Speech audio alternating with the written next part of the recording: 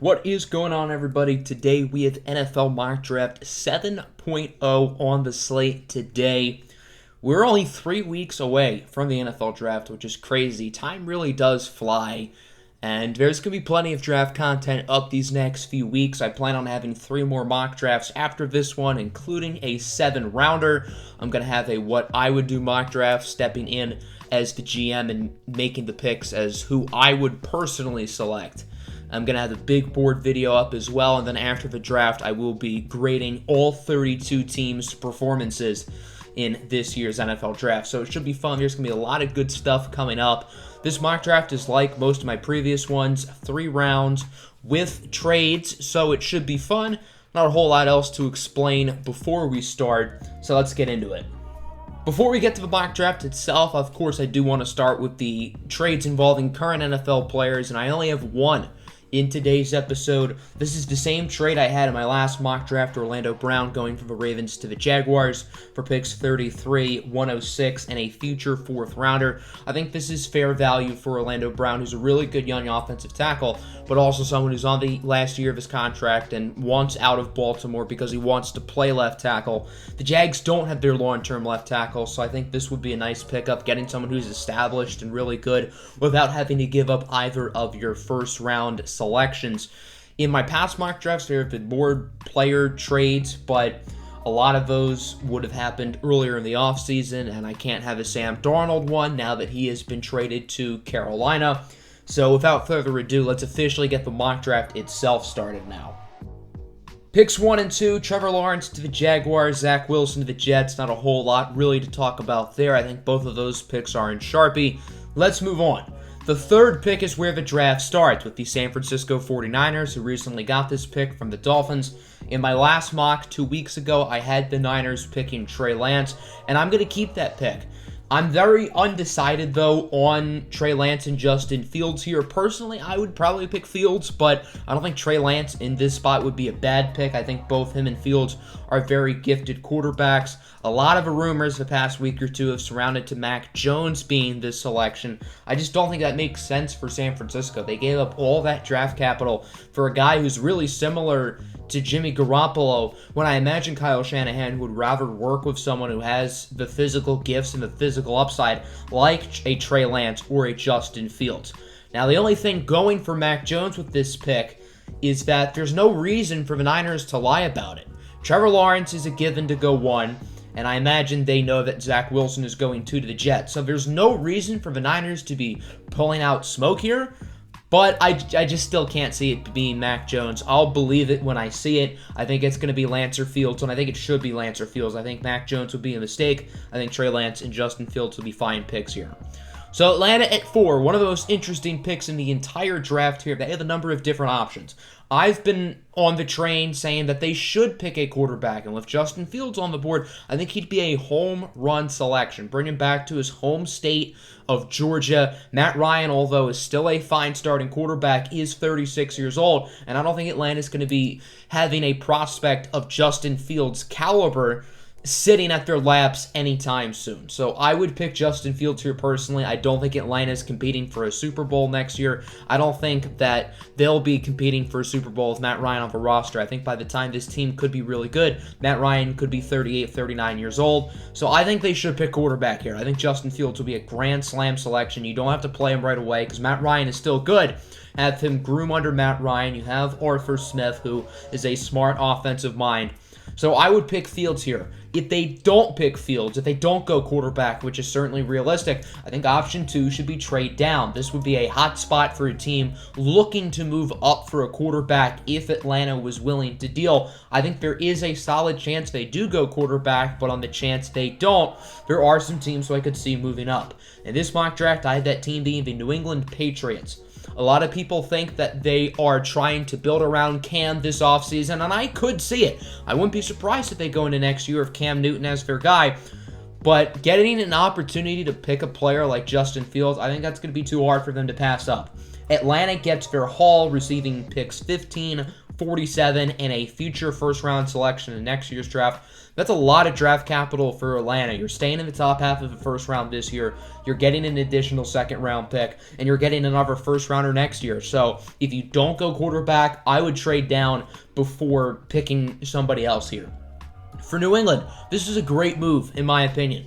I think he could still start Cam Newton right away. Justin Fields has some physical similarities to Cam Newton, so I think having Justin Fields under Cam's wing would actually be really good for Fields' career, and I think this would be a great landing spot.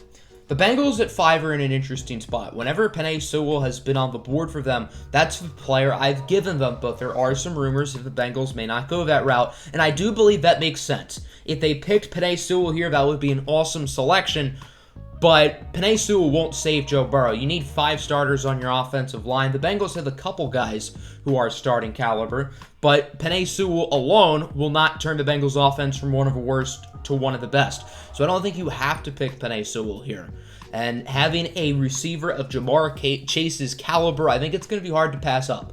The Bengals need one more weapon. They have T. Higgins, who's great. They have Tyler Boyd, who's great. But I think they want that one more receiver, that true number one alpha guy. And that's the upside that Ja'Marr Chase brings to the table.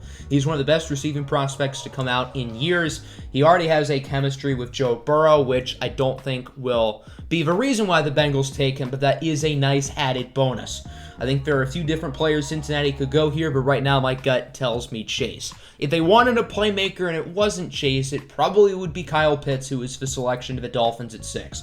The reason why the Miami Dolphins traded back into the top 6, because clearly they still wanted a blue-chip player. I imagine a blue-chip playmaker, and there are 2 in this class with Ja'Marr Chase and Kyle Pitts. I think they'd be happy with either one of them. If Pitts was the pick at 5, which very well could happen, then Ja'Marr Chase at 6 would make a lot of sense. So you could flip-flop 5 and 6. I think this is a great selection for the Dolphins. I think Kyle Pitts is a unicorn, once-in-a-lifetime prospect, because there has never been a prospect like him. So, great selection for the Dolphins. I think this would be a phenomenal move. Pair him up with Gesicki. That would be a nasty duo. They have solid weapons. I think Kyle Pitts will be a home run selection. So the Lions at 7 are in a very interesting spot. I am a Lions fan myself. There are probably about 8 or 9 different players we could consider with this pick, and I have no clue who the selection would be at 7. I'd love to trade down. Maybe someone wants to move up for Mac Jones, maybe like a Washington football team. The Bears would make sense. I don't know if we'd want to trade in division unless the Bears gave us a really good offer that we would be unable to refuse. Maybe the Broncos want to move up. They're worried that Carolina might trade down and someone would pick Mac Jones in front of him. But here I do not have a trade, and instead I have the Lions getting Penei Sewell. I have not seen really many mock drafts at all with Sewell going to the Lions, but I think this makes a lot of sense.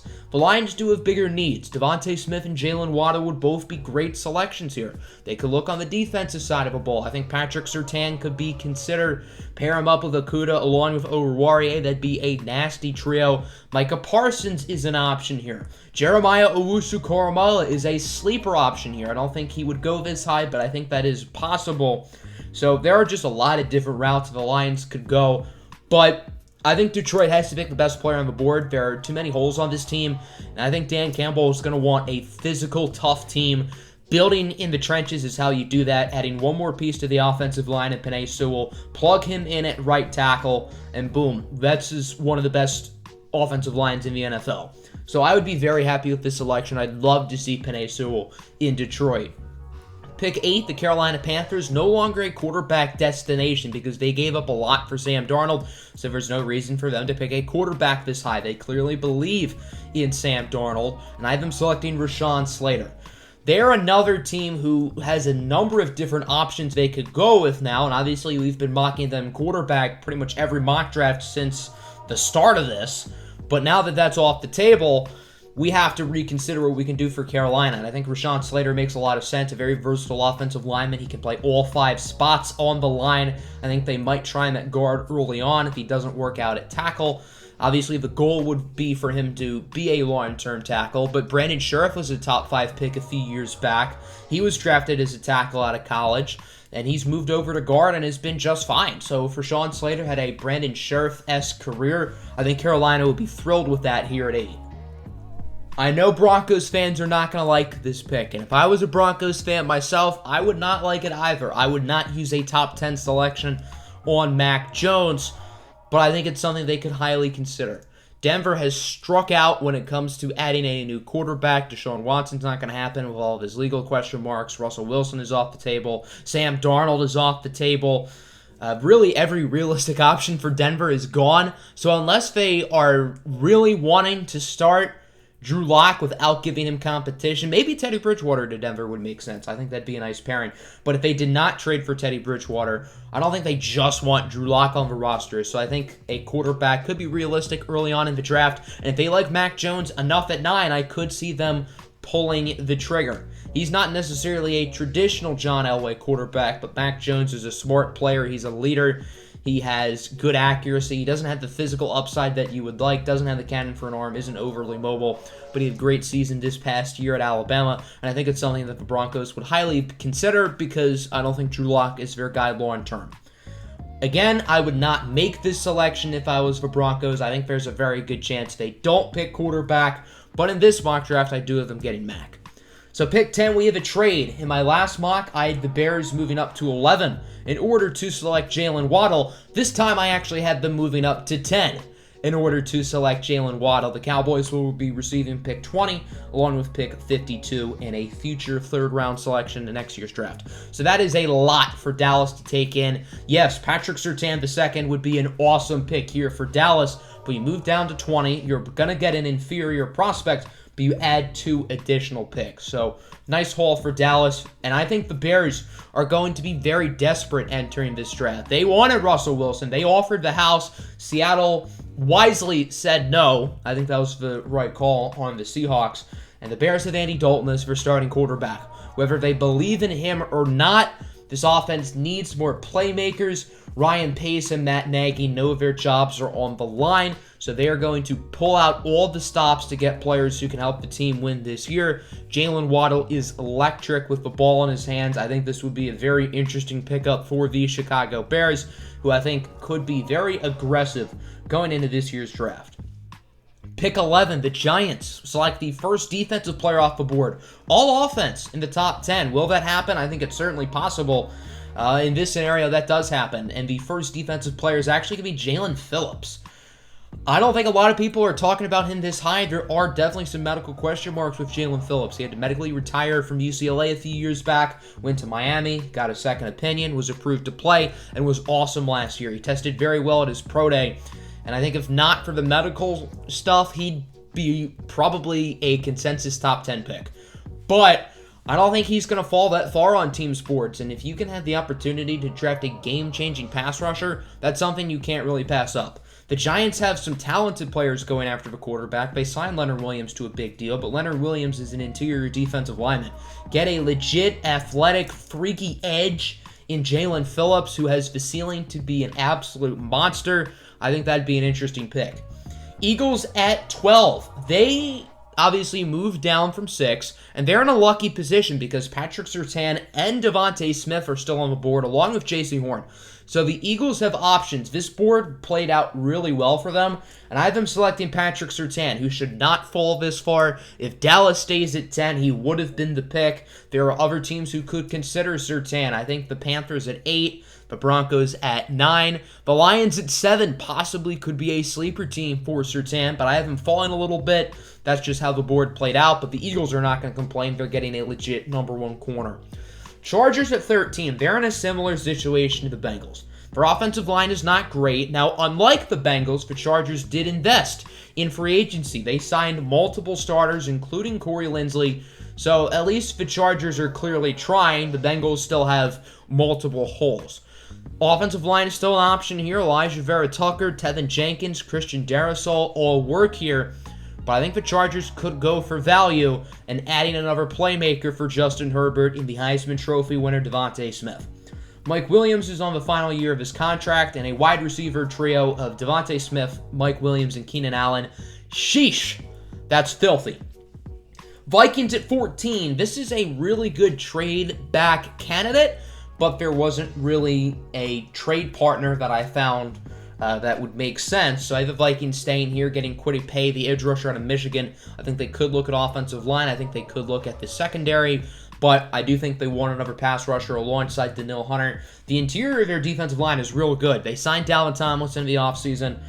Michael Pierce will be back. He opted out last year, so that's a really good duo inside. Danielle Hunter on one side at the edge, but you need another edge threat. Adding Kwity Paye, I think he'd be a plug-and-play guy, and I think that'd be a scary defensive line that the Minnesota Vikings could assemble. Falcons at 15. If they do trade back, they're probably going to select the best defensive player on the board. In this scenario, I think that could be J.C. Horn. There are a few different players they could look at here. I thought about Jeremiah Owusu-Koramoah with this pick. I decided not to. There's a good chance J.C. Horn gets picked a lot higher than this. Dallas at 10, Philly at 12. Both very realistic options. The J.C. Horn buzz has just been growing and growing since really the start of draft season. He was a big riser last year, and his stock has continued to increase the past few weeks, so he could go in the top 10, but with the corners falling a little bit, that means Horn falls a little bit, but the Falcons certainly will not complain. At 16, the Arizona Cardinals. I think the Cardinals could be aggressive. I think it was Peter Schrager's first mock draft that came out. They had the Cardinals moving up to 7 to get Kyle Pitts. Great move for the Lions, by the way. I think we got like Devontae Smith at 16. Oh boy, that'd be amazing. But I could see the Cardinals really doing something like that. I think they're really invested on winning this season, going all in. But there isn't really a move to be aggressive here. Kyle Pitts does not fall to 7, and they do have a hole at corner. So I have them selecting Greg Newsome, the second out of Northwestern. Caleb Farley might have more upside, but I think they are going to want someone who will contribute early on. And I think you're more likely to get a high level of contribution from Newsome early on. The Raiders have had a pretty bad offseason so far, to put it nicely, but they can make up for it in the draft. Do I trust John Gruden and Mike Mayock? Not one bit. But I think this would be a really good pick. Jeremiah Owusu-Koramoah, the versatile linebacker out of Notre Dame. I would pick him over Micah Parsons personally. I think Parsons would be a fine pick here. But if I had my choice between JOK and Parsons, I would personally pick Owusu-Koramoah. I know a lot of people are going to disagree with that. I do think it is close. But JOK, freak athlete, super versatile, does a number of different things. He's the Isaiah Simmons of last year's class, but without the freakish size and athleticism that Isaiah Simmons was. So I think this would be an awesome pick for the Raiders. Micah Parsons has kind of slipped a little. I think he could go a lot higher than this. Lions at 7, Giants at 11, Eagles at 12. They are all very realistic options. Raiders here at 17 as well. That would make a lot of sense too. But the Dolphins are going to swoop him up. I think they'd like to add another linebacker. I think Micah Parsons will be a nice fit in the Brian Flores defense. At 19, the Washington football team, they got lucky here with Christian Darrisaw falling into their laps. I think this pick is a no-brainer. They could consider quarterback, but not here since there's no QB worthy of being selected with this pick.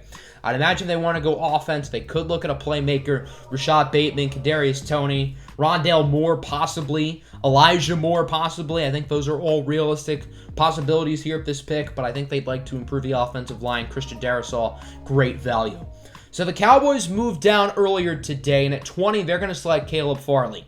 Farley is a realistic pick for them at 10, and he's been mocked to Dallas at 10 by a lot of different people, but Farley has really slipped the past couple of weeks with the medical concerns really being evident now. I still think he's going to go in the first round. I think he has too much upside not to, and I think Dallas could be the team who takes a shot.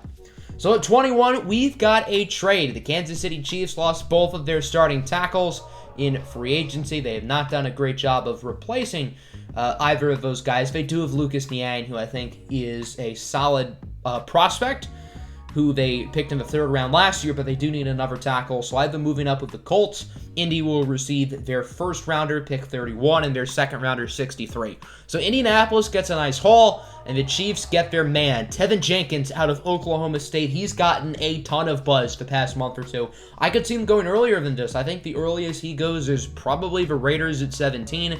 Maybe the Chargers or Vikings would consider him, but Raiders at 17, Dolphins at 18, Washington at 19, Bears if they stay at 20. All very realistic teams who could consider tackle, so I really wouldn't be surprised if Tevin Jenkins is not on the board here, but if he is, this will be a nice move for Kansas City. 22, same pick as my last mock draft, Rashad Bateman to the Titans. They lost Corey Davis. The Titans have a lot of new holes that they did not have prior going to this offseason, but I think Rashad Bateman would be a great pick. I'm super high on Bateman. I have him as a top 15 player in this year's draft, so I think this would be a good pick. Jets at 23, one of my guys, Azeez Ojulari out of Georgia.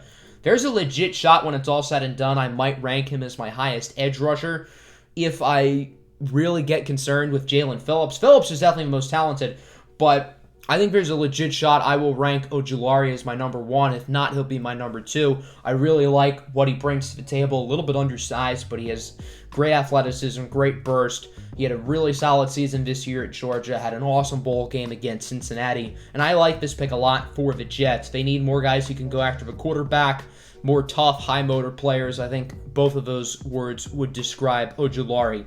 Then at 24, Najee Harris to the Pittsburgh Steelers. Harris has the chance to be an elite running back on day 1. I think the Steelers are serious about winning this year. This is probably Big Ben's last hurrah.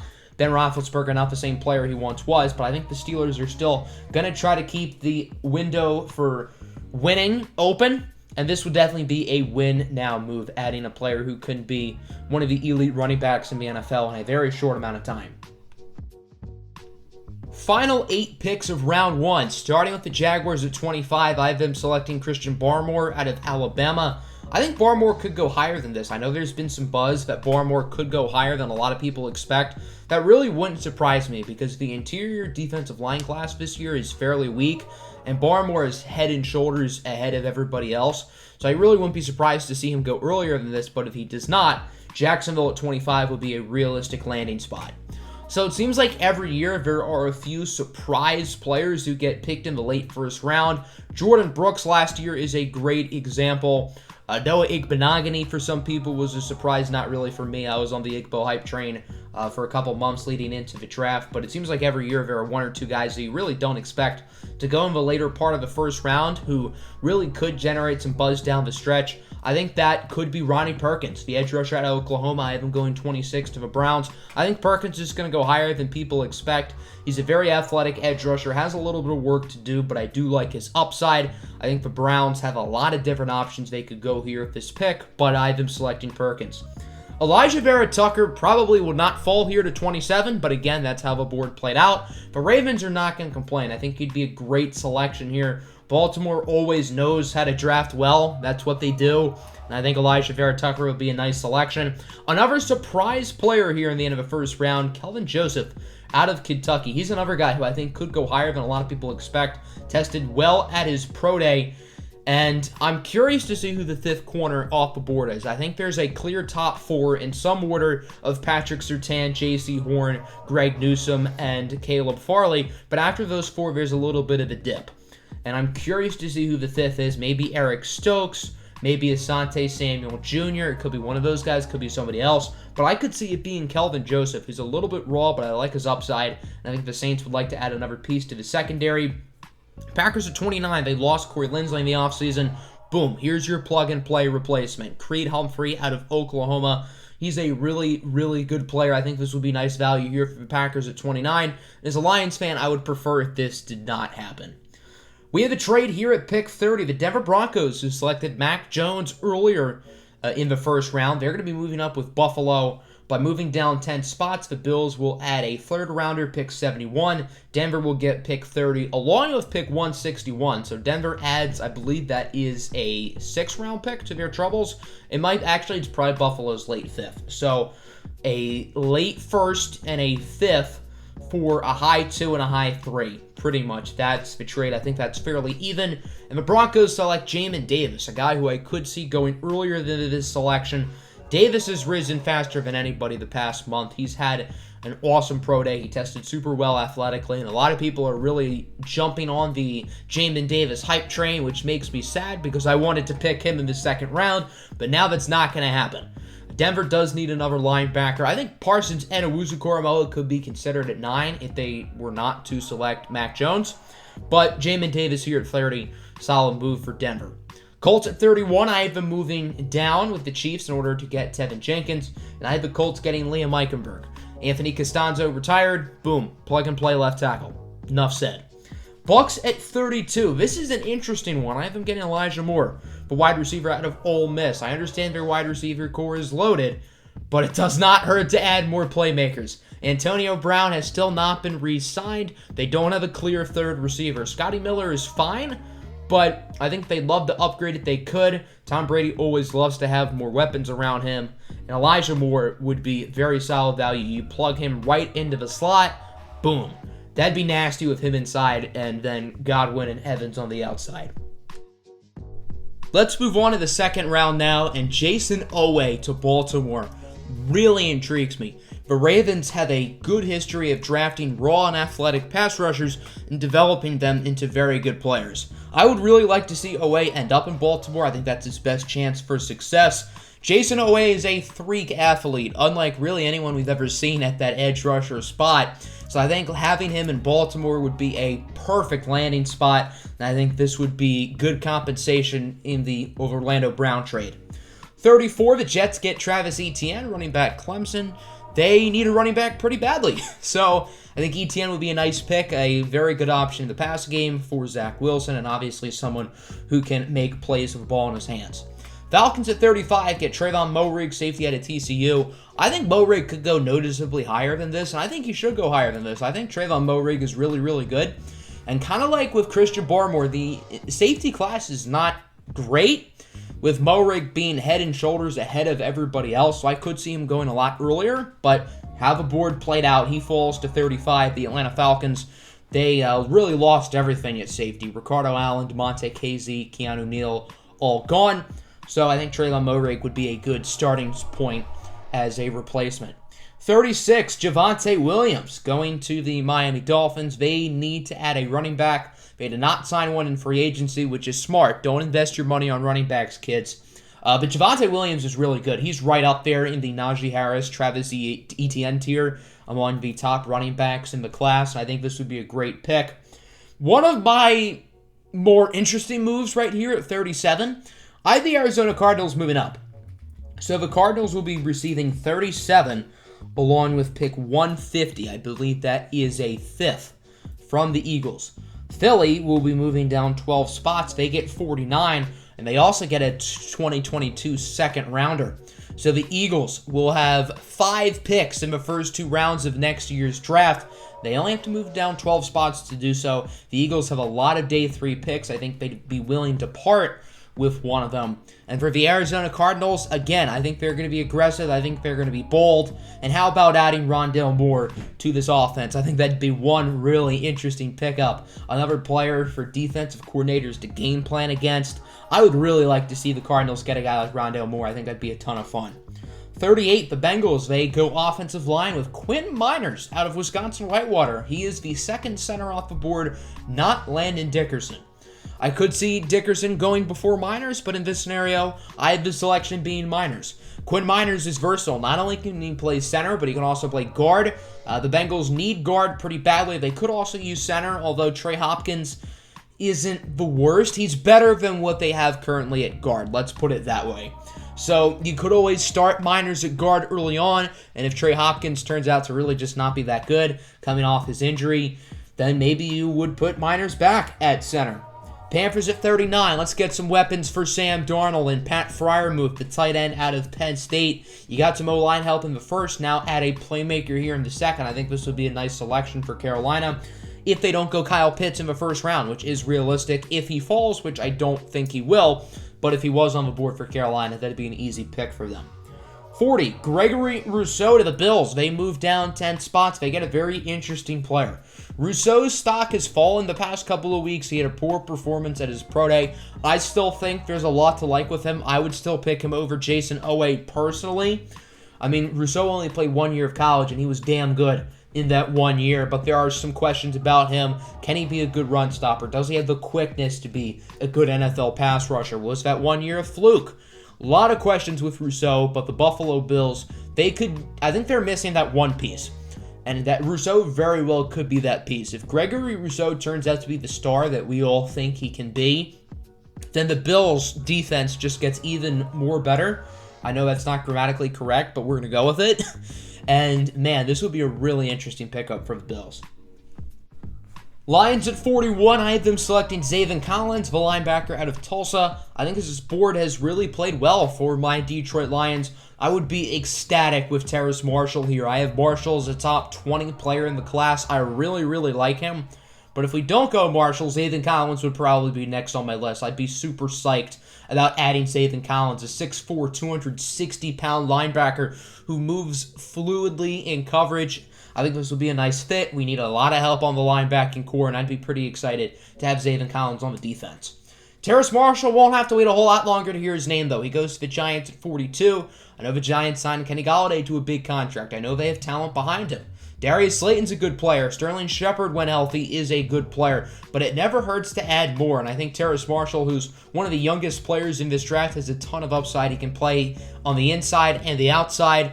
Sterling Shepard has a history of injuries, and Darius Slayton's contract does not last forever. So I do think adding another weapon here for Daniel Jones in the second round is very realistic. And also, value-wise, this is a steal. As I said, I think Marshall's a top 20 player in this class. I don't think a lot of people are as high on him as I am, but here on 42, this is really good value, and I think most people would agree. Niners at 43, they get Eric Stokes. Richard Sherman is out the door, and they need more help at corner. I think this would be a nice value for Stokes.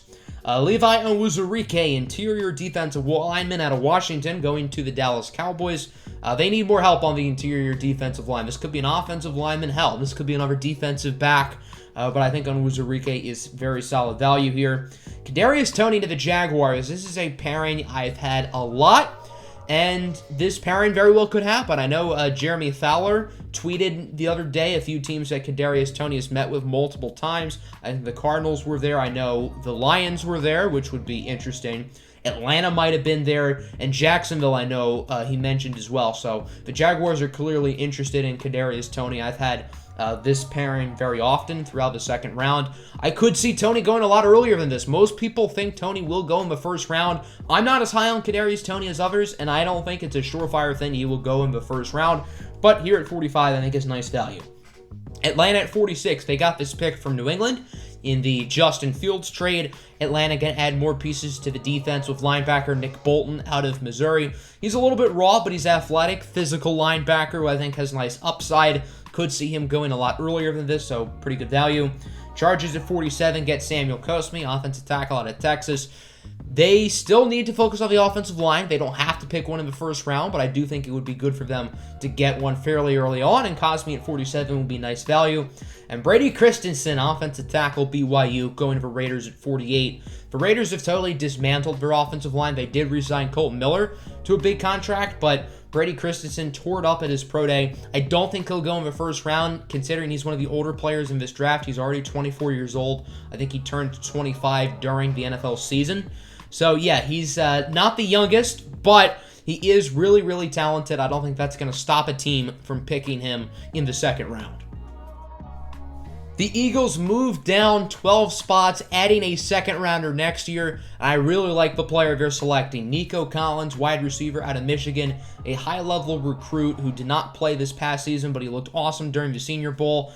I have Nico Collins as a top 40 player. He might be my wide receiver 6 when it's all said and done, ahead of guys like Elijah Moore, Rondale Moore, Kadarius Toney. I know a lot of people are going to find that crazy, but I'm a big Nico Collins guy. I've been on the Nico Collins hype train for a while now, and he's kind of in a similar situation to Donovan Peoples-Jones from last year's class, another player I was super high on. I had a top 50 grade on Donovan Peoples-Jones. He went nowhere near the top 50, but I really liked him. Nico Collins is built fairly similarly. I think he's going to go a lot earlier than Donovan Peoples-Jones. I don't think he's going to have the drop that DPJ did. And Peoples-Jones showed flashes as a rookie with the Browns. He didn't get a ton of playing time, but when he did, he had some very promising moments. So I think Nico Collins here going to the Eagles at 49 would be a great pick.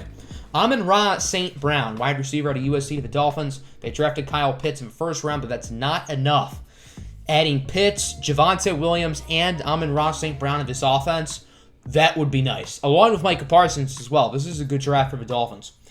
Baron Browning, linebacker, Ohio State to the Washington football team. Their defense was really good last year. Their offense is certainly the bigger question mark, but I do think they may want to add another linebacker. I think Baron Browning would be nice value. Another guy who tested super well at his pro day, has a ton of upside. I know a lot of people really like him.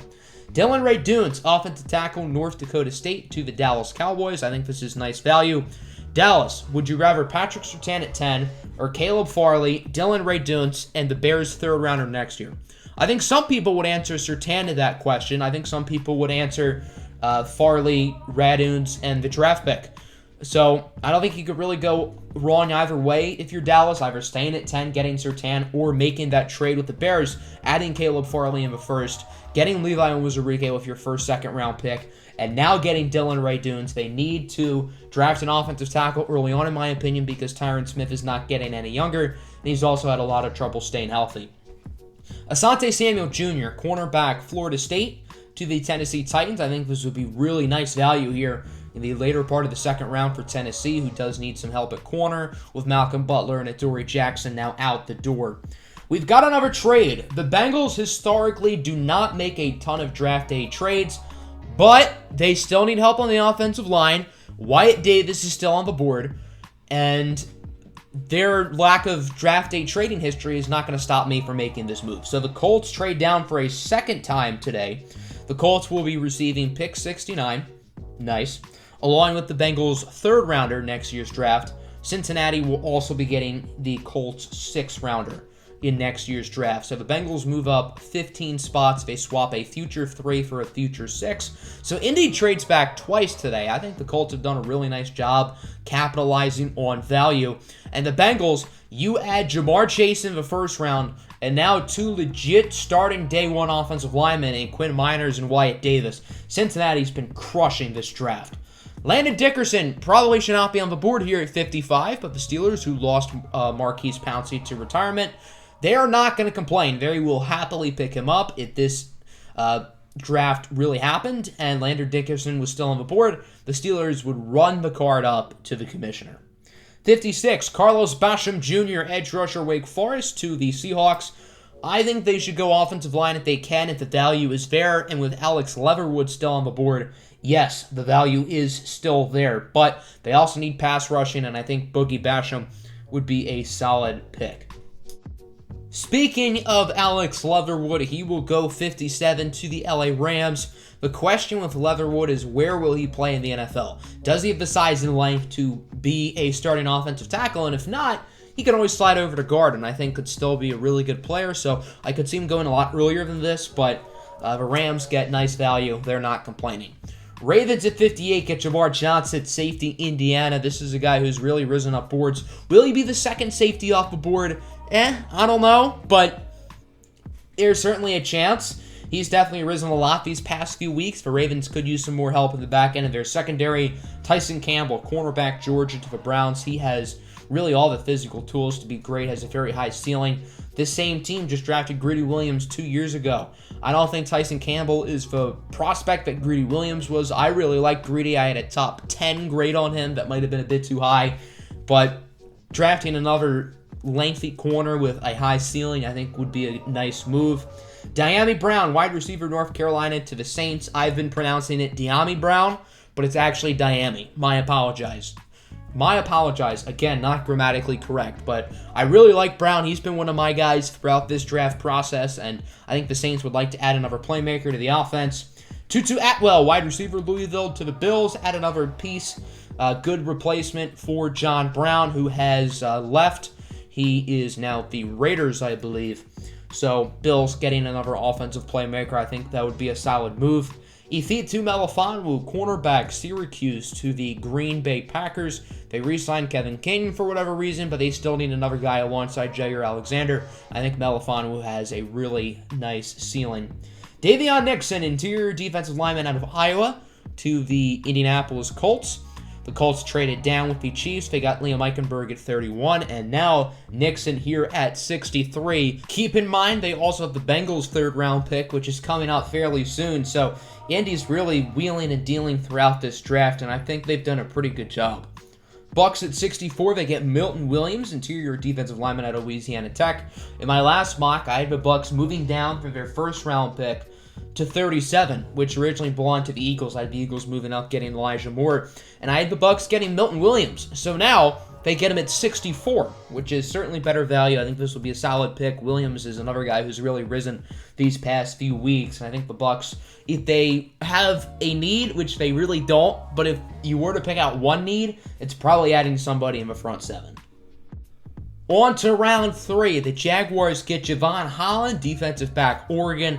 Holland is a very versatile player. He has experience at nickel corner along with safety, and I think the Jaguars will be able to use him in a number of different ways. Dez Fitzpatrick, wide receiver, Louisville to the Jets. I think they still need more receiving help. They made Corey Davis a very wealthy fellow, but Davis and Denzel Mims are not enough. They are two good players, but they could still add another one, and I think Fitzpatrick would be a fine pick.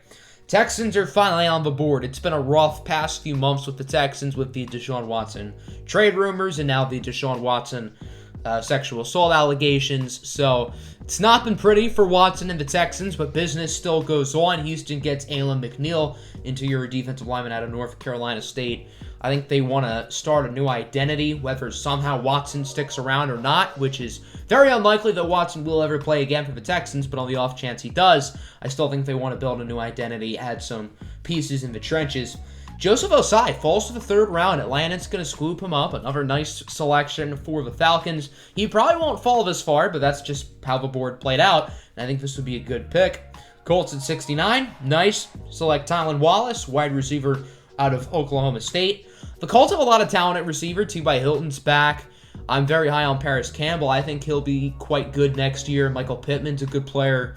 Zach Pascal's a nice player, but I think they could use somebody else as well. None of those guys are great at this moment, so I don't think it hurts to add more, and I think Tylan Wallace would be a fine pick.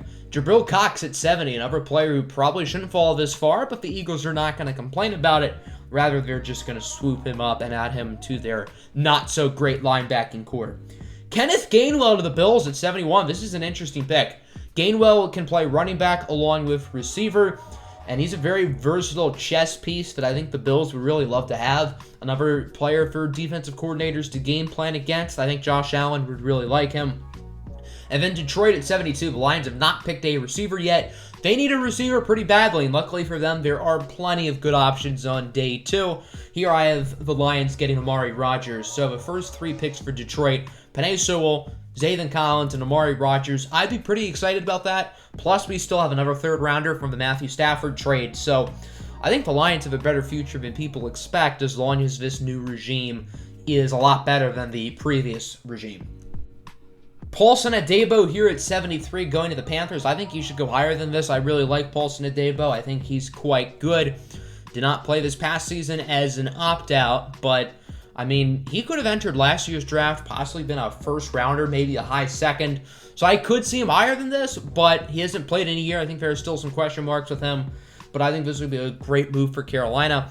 Davis Mills, quarterback, Mississippi State, going to the Washington football team. I think they would highly consider adding another quarterback. I think this is around the spot where we could start to see the next group of guys start to go off the board, like Davis Mills, Kellen Mond, Jamie Newman possibly, Kyle Trask, guys like that. Davis Mills has built up a lot of buzz these past few weeks. I think there are some people who could see him going earlier than this. I don't, but I would not be surprised if Washington looked his way.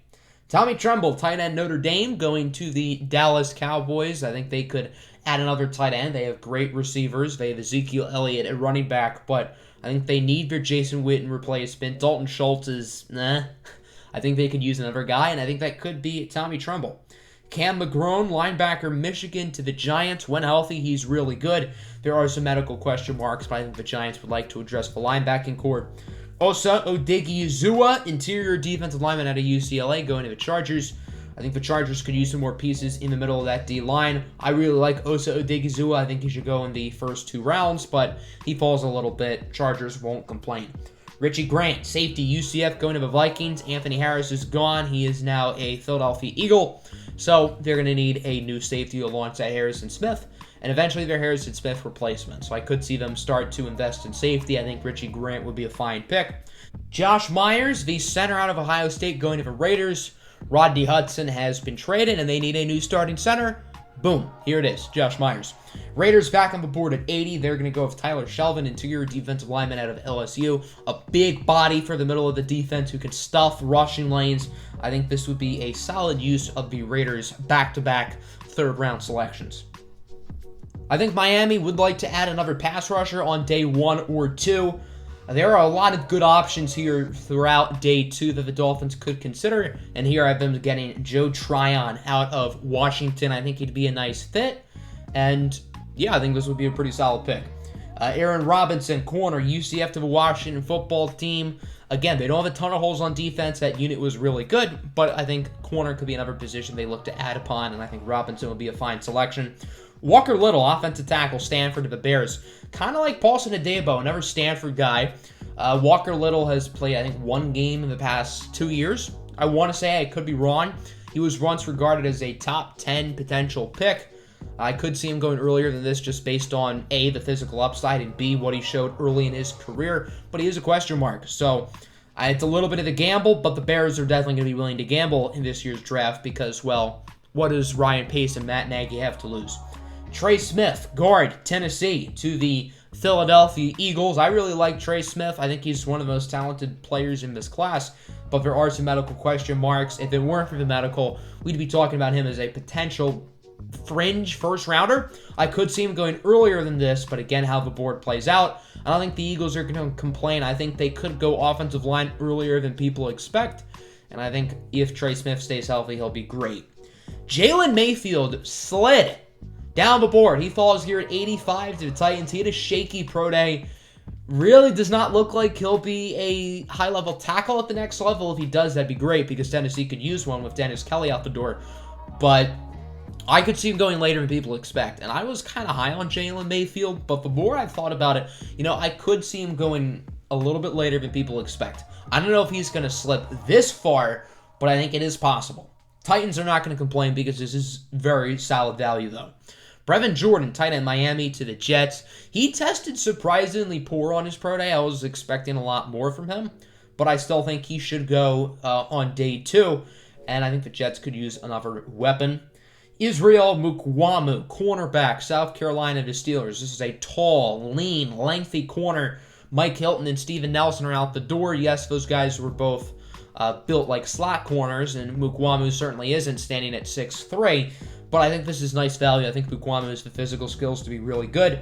And then Peyton Turner, edge rusher, Houston to the LA Rams here at 88. I think they need more bodies in their front 7. Yes, Aaron Donald is great, but no, it cannot just be the Aaron Donald show. You need more guys around him, and I think Peyton Turner would be a nice addition. The Browns with 2 late third-rounders starting at 89. I have them getting Marlon Tuipulotu, interior defensive lineman out of USC.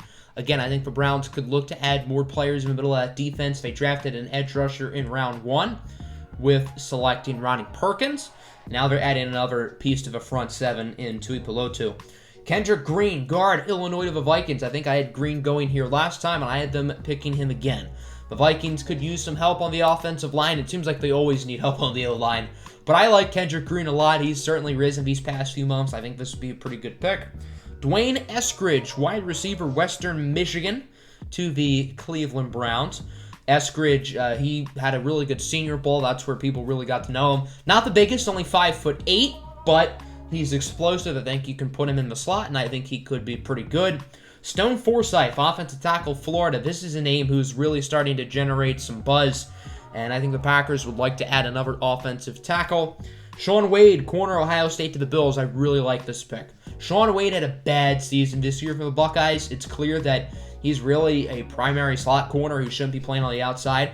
Bills need a slot corner. So if you can get a player who has a chance to be really good in the slot here in the 3rd round, I think this would be a nice move. Pete Werner, another Ohio State player. He is a linebacker going to the Kansas City Chiefs. They could use some linebacking help. I think that's pretty evident, and I think Warner would be a nice selection. And then Michael Carter, running back UNC, going to the Bucs, another offensive playmaker for Tom Brady. Leonard Fournette and Ronald Jones are not receiving threats, so I think adding someone who can catch the ball out of the backfield like Michael Carter would be a good pick for Tampa Bay. Now on to the compensatory third rounders, the final 10 picks of the day, starting with New England at 96. I have them selecting Elijah Griffin, cornerback out of USC. I think the Patriots like to add another corner. This is their first selection since Justin Fields, and I think Griffin has the chance to be pretty good.